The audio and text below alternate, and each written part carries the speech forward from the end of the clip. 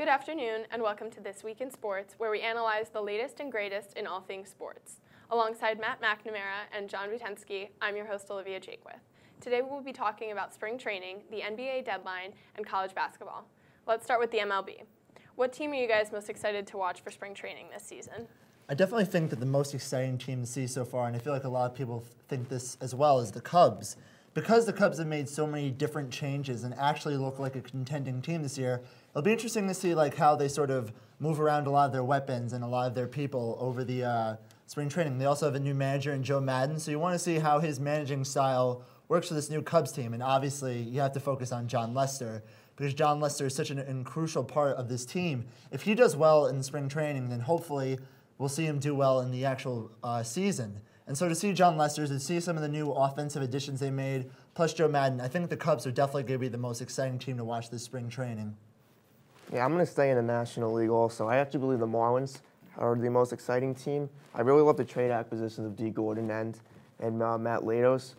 Dee Gordon provides such a base-running nightmare for any catcher. He was so good last year in 2014 for the Dodgers. And Latos just provides more depth to him. He's such a good rotation that will include Latos himself, Henderson Alvarez, Jared Cozart, and eventually Jose Fernandez when he comes back from Tommy John surgery. Does that mean those are your picks for the World Series? As good as the Cubs may be next season, I actually have the Tigers versus the Nationals. Even though the Tigers did lose Max Scherzer, they still have a very good pitching rotation, and they added Yoenis Cespedes, so their offense is going to be even more off the charts with guys like J.D. Martinez, Victor Martinez, and Miguel Cabrera playing the way that they usually play. And so I feel like the Tigers definitely have a good shot. And then, ironically, they'll be playing against the Nationals because of the fact that they did add Max Scherzer.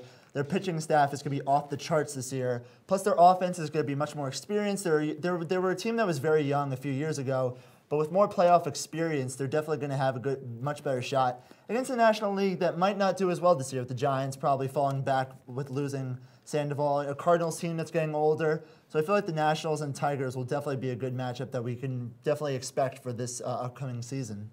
Yeah, I'm going to agree with Matt. I think the Nationals will definitely make the World Series.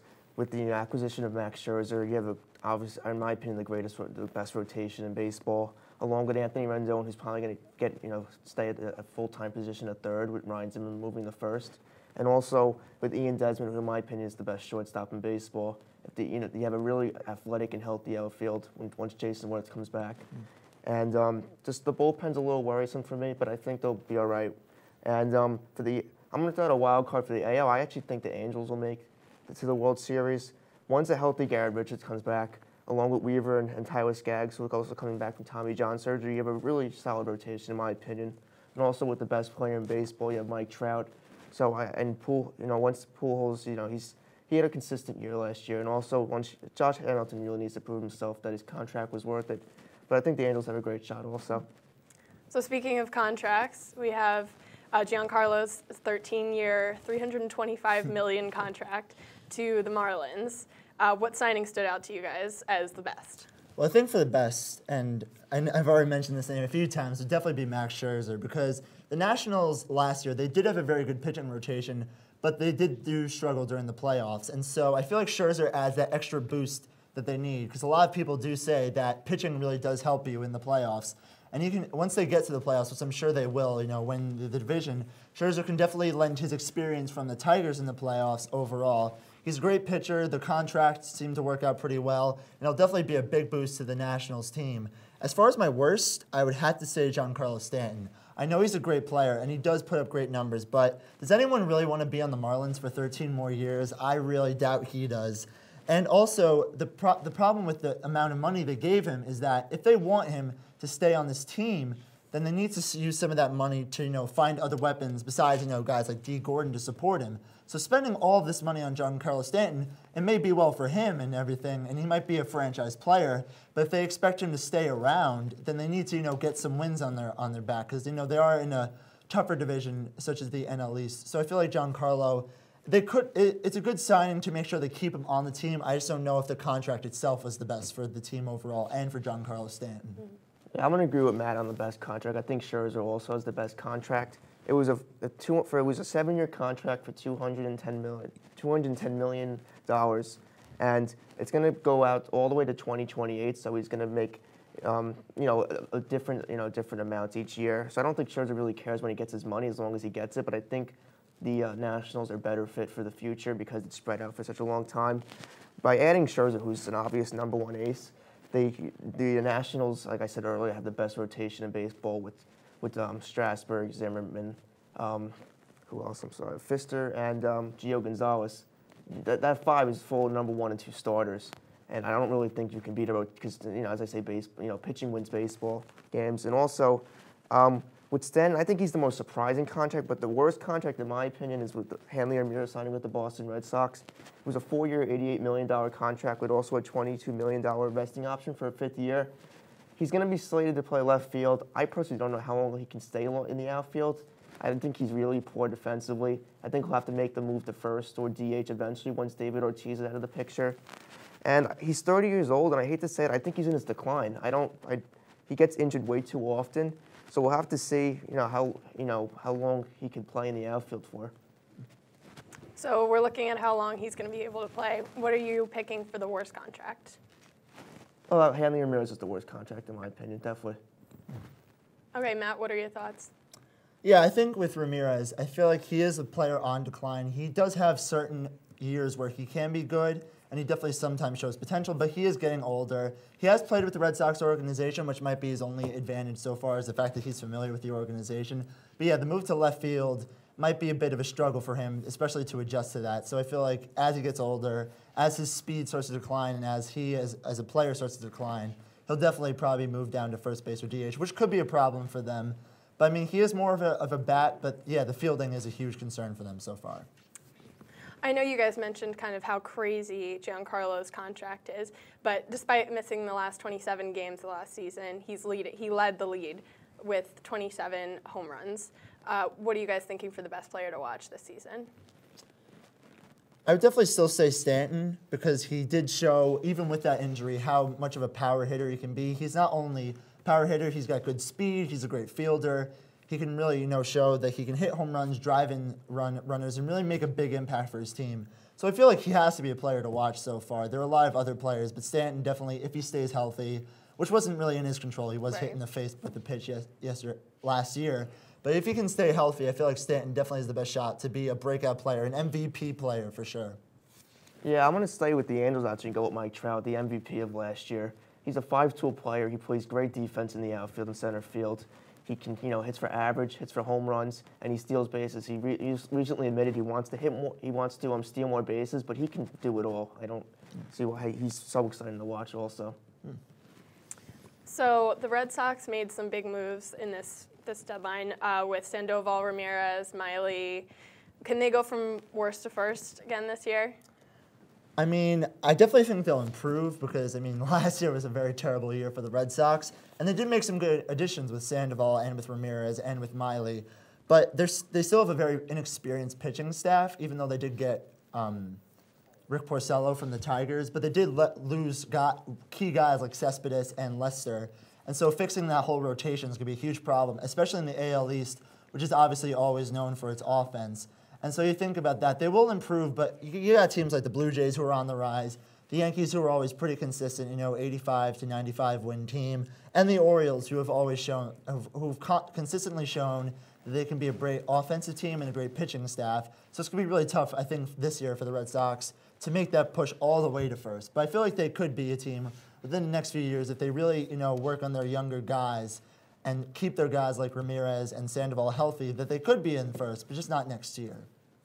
Yeah, I think they're really good win now moves. I think they're going to regret it in a couple of years. I think Sandoval's contract is way too long. I stated my opinions with Ramirez before also, and I think Wade Miley provides depth in the rotation along with Rick Porcello and Justin Masterson, along with Clay Buchholz and Joe Kelly, which I believe would probably be the probable starting rotation.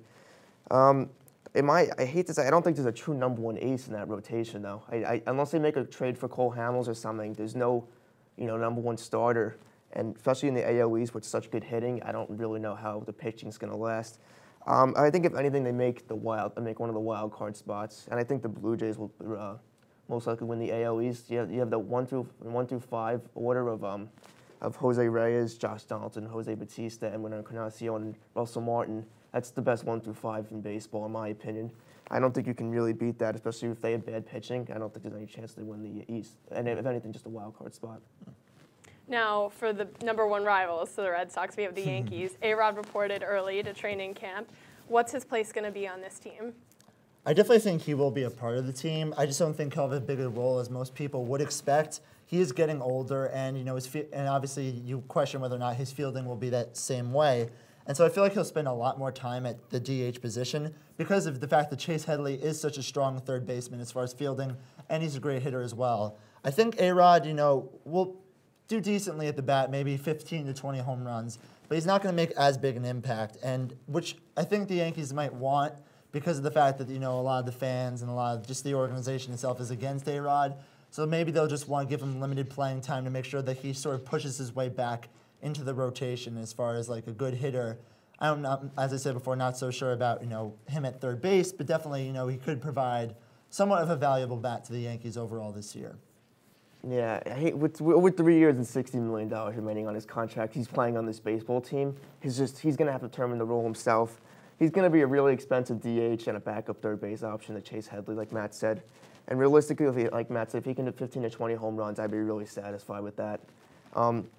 And who knows what he's going to be from him. He's been out out of the game for a year. I like how he showed up to spring training early. He has a good mentality to it. And I wish, honestly, I hope I wish him the best. Because if he could produce somewhat, then that'd be a really help to the team, I believe.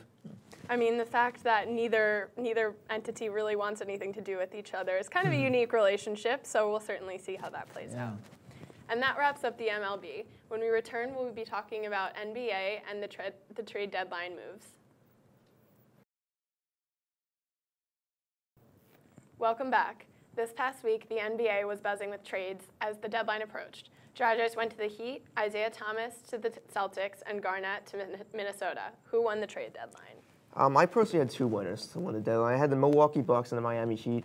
First with the Bucks, they acquired Michael Carter-Williams, Miles Plumlee, and Tyler Ennis in a three-team trade with the Suns and also the 76ers. I personally like Michael Carter-Williams a lot. He's really, thought against because of his defense, but I really believe he provides a younger option for the Bucks, who are really improving, in my opinion. It's unfortunate that Jabari Parker is out for the season, and Giannis Antetokounmpo also is in the lineup, so they're really set for the future. I really like Miles Plumlee also. He provides another scoring option and also provides rebounding for the team as well.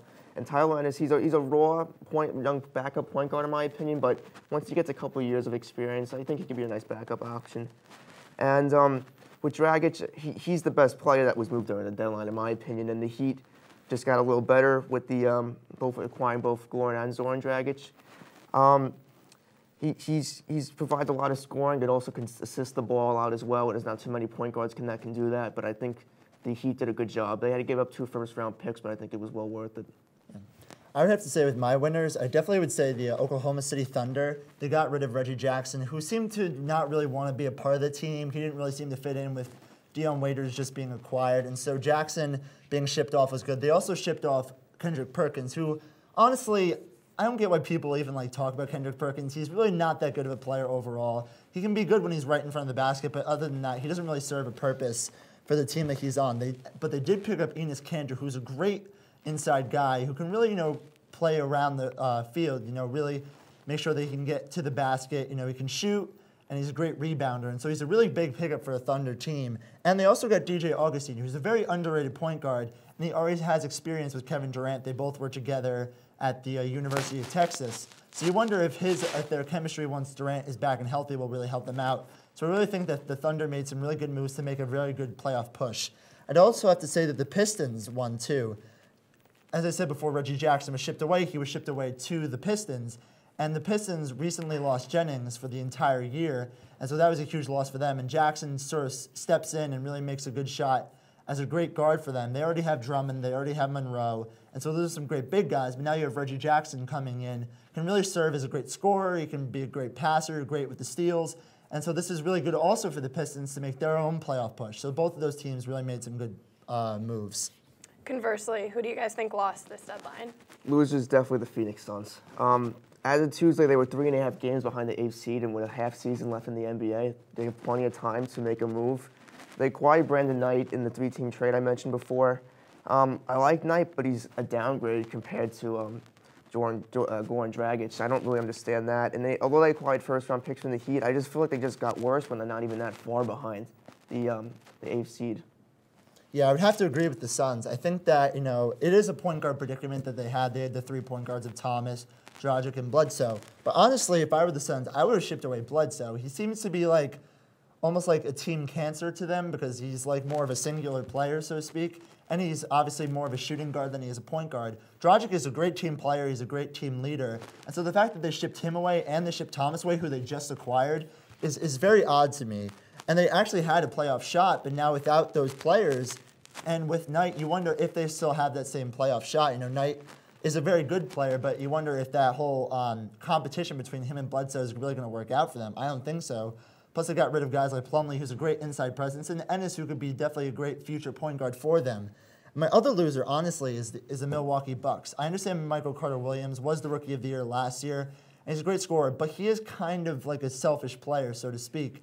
And the Bucks are doing great with Knight. He is a great team player, a great point guard. Michael Carter-Williams just seems more to me like a shooting guard who takes a lot of shots. He does get some steals, but he also has a lot of turnovers.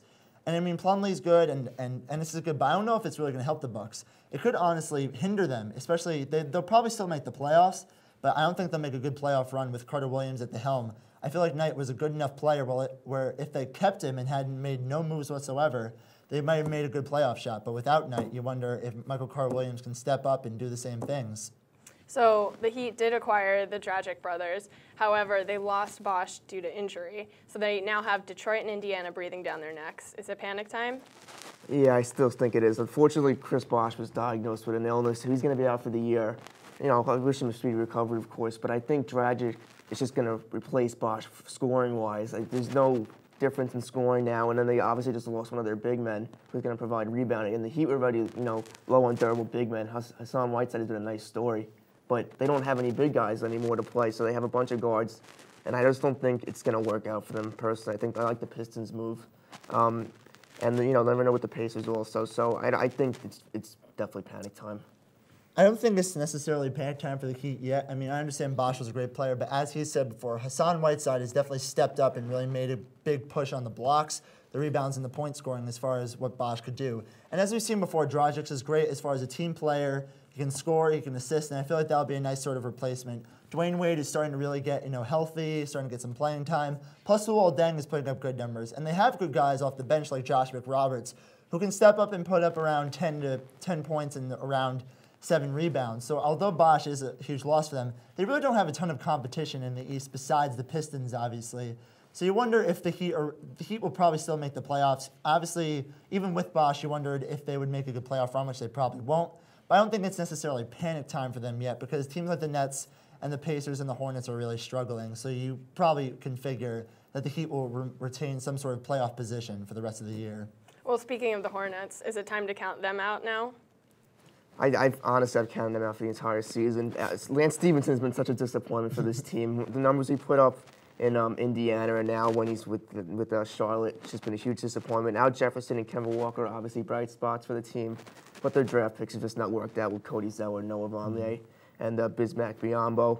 And if you only have Jefferson and Kemba Walker contributing, you're not going to win basketball games because it's a team sport. It's just not going to happen. Yeah, I definitely say the same thing.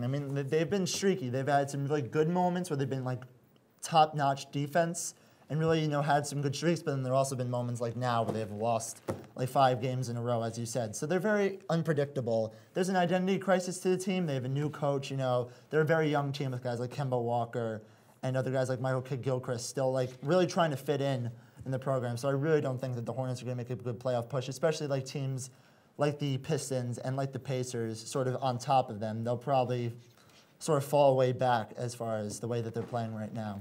Yeah, it's certainly going to be tough. They're 25th in shooting, and you can't win games if you can't score. Exactly. We will see how it all plays out. When we come back, we will discuss college basketball and Duke's win over UNC and wrap up this episode with our Speak Up segment. We are back and talking about NCAA basketball. Last week, Duke topped UNC in overtime in last-minute comeback, 92-90. Armed with 2, maybe 3 lottery picks in Okafor, Winslow, and Tyus Jones, is Duke the next #1 threat to Kentucky? I definitely think so, and there's definitely several reasons why I feel like Duke is the best contender. First of all, they don't really need to rely on an inside presence to win, which is what a lot of teams seem to try to do against Kentucky, and they get completely shut down by guys like Towns and Cauley-Stein, who are just block machines the entire way through. They can stroke it from three with guys like Jones and Cook, and Winslow can pull it from anywhere, so they don't really need to rely just on Okafor on the inside. They can shoot it at any point. They also have, as I said before, Jahlil Okafor. Not only is he a tough guy to defend as far as the way he dribbles, the way he drives to the basket, but he's also a tough guy to get past as far as his rebounding abilities, his abilities to make sure that there are no offensive rebounds past him, and just his ability to block shots in general. He's a big sort of force, and he can, once again, hold back guys like Towns and Cauley-Stein from really getting any sort of inside presence. And they can battle back in high-pressure situations, as we saw against a team like Duke, against North Carolina, where they were down by at least 7 with around 3 minutes left to go, and they battled back and were really able to make sure that they forced it to overtime. And then once they got into overtime, they were really able to dominate UNC overall. And so they're very good, obviously, with Krzyzewski and making sure that they can battle back in the high situations. And they beat one of the overall top teams in the league in Virginia, who, like Kentucky, is a very team-oriented team. There's not just one guy they can rely on. They're overall a great team with multiple weapons that they can rely on, both on the offense and on the defense. So showing that they can play that way against a team like Virginia, you wonder if they'll be able to really top a team like Kentucky, who plays very similar to Virginia, just has a few more good offensive weapons overall. Yeah, I agree. I think Duke is definitely the number one threat. Coach K is the best in the business. I mean, I think we can all admit that. But I think there's definitely a couple other teams that definitely could give Kentucky a run for its money. I think the Virginia Cavaliers are definitely, a huge threat. They're a top 5 team. The loss of Justin Anderson, though, is huge, though, for them. I think he fractured one of his fingers, so that's huge. And also, I wouldn't count out the Gonzaga Bulldogs also with Kevin Pangos and Kyle Wiltshire. They're both playing great for that team. And Wisconsin also, but I did lose to Maryland last night, so in a Big Ten matchup. But I think any of the top 5 teams could definitely give Kentucky a run for their money. Speaking of top 10 teams, Kansas State upset 8th-ranked Kansas, and Iowa has now won 3 in a row. So is Kansas's Big 12 lead in trouble? I think it definitely is in trouble. I mean, Kansas is a good team this year, but they have been streaky. As far as Kansas goes, 2 of their last 3 games are against West Virginia and Oklahoma, who are towards the top of the Big 12. They've already lost to West Virginia in a close game on the road. And this is not the typical Kansas team we're used to seeing, a very high offensive team that really has a lot of NBA stars. They're 78th in the league in points per game and 108th in field goal percentage. So numbers like that, you wonder if Kansas can really, hold off some of those good teams like West Virginia and Oklahoma, not only in the regular season, but in the Big 12 and overall in general, and then keep up that play in the tournament. I really don't see a lot of potential for Kansas overall for the rest of the year. I'm gonna have to disagree with that on Matt. It was a bad team loss, and I think the worst thing is that they lost at a particularly bad time late in the season, which it might affect their tournament slot. But I think it was just a bad loss at a bad time, and Kansas, in my opinion, is not a top 5 team. It's they're in a good place where they should be. It was just a bad loss, though. All right, well, rankings aren't everything. Northern Iowa ranks at number 10, which is their highest AP ranking ever. So how is that even possible? Well, I mean, first of all, you have to talk about the top player in Tuttle, who's really just been a great overall player for them so far. He has 16 points per game, around 6 rebounds per game, and 3 assists. He's been a very good leader for them. But also, you really have to talk about their field goal percentage. They're 15th in the league in field goal percentage, which is pretty outstanding if you think about it, considering most of the teams that they play, which includes some very good games. They lost to VCU, but they lost them in overtime. They played VCU very well. They blew out a Wichita State team, which a lot of people usually tend to say is one of the top teams that's not in one of the top, conferences. And so the way they've been playing overall, as far as their defense goes, there are very little games where they allow points over 60. You see a lot of double-digit victories along with holding teams. So usually around 35 to 55 points per league. And this is a Northern Iowa team who just a few years ago was able to upset a top-ranked Kansas. So the fact that they're playing really well now may show that they can make a very good tournament run, considering they've made a good tournament run before, with a team that's probably even better than the team that beat Kansas. You wonder if they'll be able to really, show with their defense and just their overall play with guys like Tuttle, if they can really make a tournament run, and I really do think they can. Yeah, honestly, I've never really heard of them before they really were in the rankings. I mean, Northern Iowa is really not a name that comes up to me. They only have 2 losses at this point in the season, And the only top team they've really beaten is Wichita State, and it's a good win, obviously, for them because Wichita State's a top 15 team. Like Matt said, they're 15th overall in the country in field goal percentage, so it obviously means that they're making shots with the shots they take as well. They're going to play with Wichita State again soon, so let's see what happens with that matchup. And if they can beat them again twice in a season, I mean, they're for real then. While they may not be the best team in the nation, they're certainly playing like the best team in the nation. Definitely. That wraps up our segment on college basketball. Now we will jump into our Speak Up segment with John Butensky. This past Sunday was the 57th Great American Race, the Daytona 500. This one happened to be one of the most exciting and memorable ones in the books.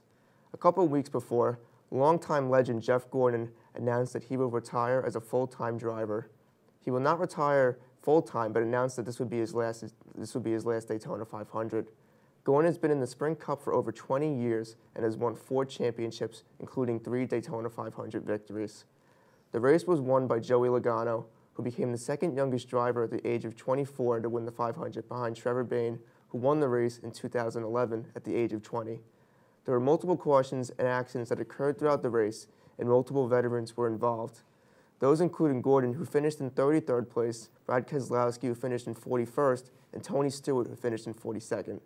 I personally believe that the best car on the track did not win the race, though. I feel that Dale Earnhardt Jr. of Kendrick Motorsports had one of the fastest cars throughout the whole race, and also the week as well, including his win in the Budweiser Duel No. 1 on Thursday. He admitted himself that with less than 20 laps remaining, he did make a bad mistake, and that might have made him fall back to the 20th position. Throughout the remaining laps of the race, with many cautions and green-white checkered finish, he was able to earn a very respectable 3rd place. I truly enjoyed this race and cannot wait for the upcoming season, as there are many young drivers, including Kyle Larson and Austin Dillon, who will compete with the veterans, including Earnhardt, Gordon, and Jimmy Johnson, and many other drivers for not only the points, but the championship. Well, it looks like it's this time of year yet again for Derrick Rose, as the Bulls have once again found a tear in the meniscus of Rose's right knee, an injury that will most likely keep him out for the rest of the season. Rose has already missed a crucial amount of games due to this injury, and certainly hasn't played in the MVP style we saw from him so early on in his career. So the question now becomes, is this possibly the end of Rose's NBA career? Despite Rose still being in his mid-20s, it's hard to imagine him ever really recovering from his never-ending set of injuries and really make a big impact for the Bulls anytime soon, which really is a shame because when he was healthy, most argued that he had made the biggest singular impact for the Bulls since Michael Jordan. If he does decide to retire or just never returns to full form, will his legacy be among those such as Sam Bowie, who had great NBA potential squandered by injury, or will he be considered an elite force to be reckoned with who could just not stay healthy?